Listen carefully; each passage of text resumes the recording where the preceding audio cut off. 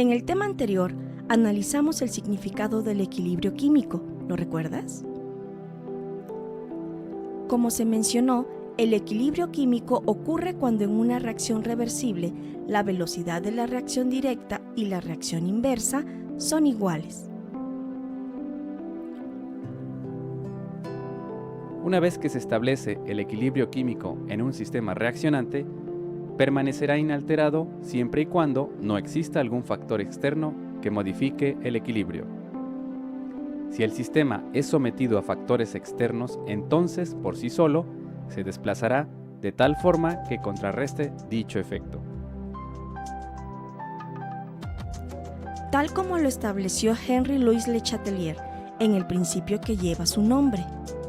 El principio establece que si un sistema en equilibrio es perturbado por un cambio externo, el sistema desplazará su posición de equilibrio de modo que se contrarreste el efecto de la perturbación. Las alteraciones son aquellas que provocan variaciones en la velocidad de reacción, como son los cambios en la concentración, los cambios de temperatura y los cambios de presión. El principio de Le Chatelier nos permite predecir el efecto que causarán estos factores. Analicemos cada uno de ellos.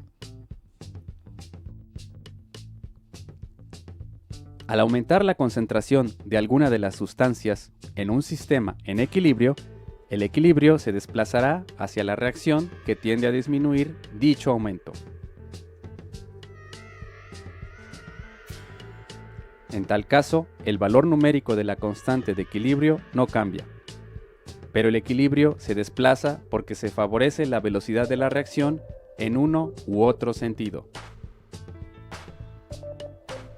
En el caso de la reacción que se muestra, si se adiciona oxígeno al sistema en equilibrio, este aumento favorece momentáneamente la reacción hacia la izquierda para que se consuma parte del oxígeno adicionado. Por el contrario, la extracción de una sustancia da por resultado que la reacción se lleva a cabo en el sentido en el que se forma mayor cantidad de la sustancia extraída, con el fin de mantener el equilibrio. Así, si se extrae amoníaco en la reacción que observas, se favorece la reacción hacia la derecha para mantener el equilibrio y aumentar nuevamente la cantidad de amoníaco. El otro factor que modifica el equilibrio químico es la temperatura. En este caso, es importante identificar cuál es la reacción endotérmica y cuál la exotérmica. En este ejemplo, la reacción directa es exotérmica y la inversa es endotérmica. Si hubiera un incremento de la temperatura en este sistema reaccionante, el equilibrio se desplazará en dirección de la reacción endotérmica, para que contrarreste dicho aumento absorbiendo el calor, lo que significa que el equilibrio se desplaza hacia la izquierda. Por el contrario, si la temperatura del sistema desciende, el sentido del desplazamiento del equilibrio es hacia la reacción exotérmica. En este caso, el equilibrio se desplazará hacia la derecha. Por último, analicemos el efecto de la presión en el equilibrio químico.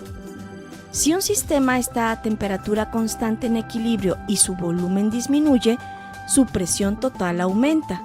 El principio de Le Chatelier indica que el sistema responderá desplazando su posición de equilibrio para reducir la presión. Un sistema puede reducir su presión disminuyendo el número total de moléculas de gas. Menos moléculas de gas ejercen una menor presión. En esta reacción hay 4 moles de gas en el lado izquierdo de la reacción química y 2 moles del lado derecho. En consecuencia, un aumento de presión en este sistema significaría que el equilibrio se desplace hacia la derecha donde hay menos moles gaseosos, con lo que se reduce dicho aumento.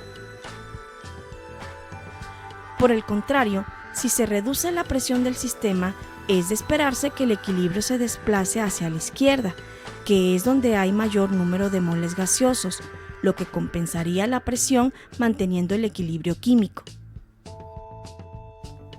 Con estos ejemplos, hemos analizado cómo el principio de Le Chatelier nos permite predecir hacia dónde se desplaza la reacción cuando factores externos actúan sobre un sistema en equilibrio químico. No olvides repasar este tema en tu guía didáctica y analizar otros ejemplos.